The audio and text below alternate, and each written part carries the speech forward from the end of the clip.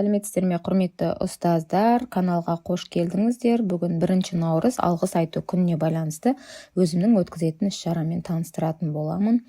Іс-шараның мақсаты оқушылардың жанұяға, ата-анаға, үлкен-кішіге деген сүйіспеншілігін, сыпайылық қарым-қатынастарын дамыту. Өскелең ұрпақты достық, бір-біріне деген құрмет пен отансүйгіштікке тәрбиелеу, Қазақстанда этникааралық келісім мен ұлтаралық қарым-қатынасты нығайту. Сабағымызды бастар кезде оқушылардың барлығын орындарынан тұрғызып, сергіту ретінде үлкенге де сіз, кішіге де сіз сәлем бердік баршаға, құрметпенен біз деп осындай сергіту жасатып аламын. Кейін мұғалімнің тарапынан мынандай түсіндірме жұмыстары жүргізіледі. Алғыс айту деген сөз адамдардың бір-біріне жылу сыйлауы, кез келген мұңайып тұрған адам бұл сөзді ести сала жадырап шыға келеді. 2016 жылғы 14 қаңтарда Қазақстан Республикасының алғашқы президенті Нұрсұлтан Әбішұлы Назарбаев Қазақстан Халқы Ассамблеясының құрылған күні 1 наурызды алғыс айту күні деп жариялады. Тұңғыш рет алғыс айту күні деп жариялау туралы нөмірі 173 жарлыққа қол қойылды. Ғалымдардың пікірі бойынша алғыс айту адамдардың арасында жақсы қатынас орнатады.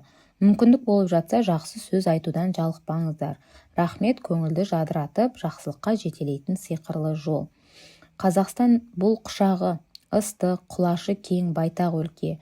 130-дан астам ұлт өкілдерінің бірі, бір атаның баласындай ырыс пен ынтымақта өмір сүріп келе жатқандығы бұл сөзімізге айғақ. Қазақ халқының мұндай мейірбандығын, қонақжайлығын, кең пейілділігін мақтан етеміз.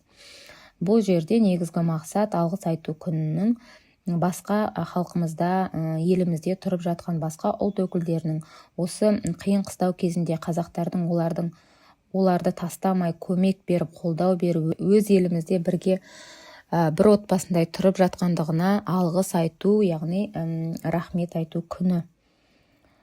Сабағымыздың барысы бойынша мейірімді жүрек, гүл крафт, тәтті тілек жұмыстары жүзеге асатын болады. Бірінші мейірімді жүрек бұл біріккен жұмыс болып табылады. Оқушылардың алдына өздеріңіз көріп отырғандағыдай жүректің ішіндегі 1 наурыз алғыс айту күні, және де жүрекшенің ішінде рахмет ана, рахмет ұстаз, рахмет әке, яғни барлық отанымызға, елімізге, туған туыстарымыздың барлығына рахмет жазылған осы берілген пазл бөліктерге бөлініп балаларға беріледі. Оқушылар оны бірігіп отырып жинақтайды. Және де сынып бөлмесіне іліп қоюға болады, үлкен көлемде жасалынады.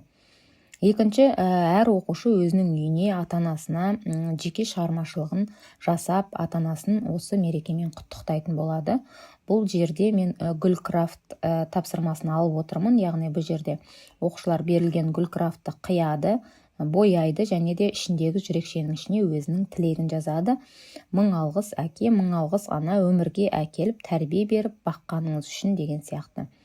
Немесе басқа да өз тілектерін жазса болады. Сабағымның соңында оқушыларыма тәттілер, яғни Қазақстан шоколады немесе чупа-чупс, кез келген балаға арналған тәтті ұсынуға болады, және тәттімен бірге оған артына немесе қорытынды сөзді Қазақстан Халқы Ассамблеясының мүшесі, профессор, тіл жанашыры Асылы Османның сөзімен аяқтайтын боламын. Яғни біз алғыс айту күнде ғана емес, әрдайым бір-бірімізге шынайы ниетімізді, алғысымызды білдіріп жүруіміз керек. Осы ассамблеяның да негізгі мақсаты ұлтаралық келісімді нығайту, еліміздегі тұрақтылықты қамтамасыз ету.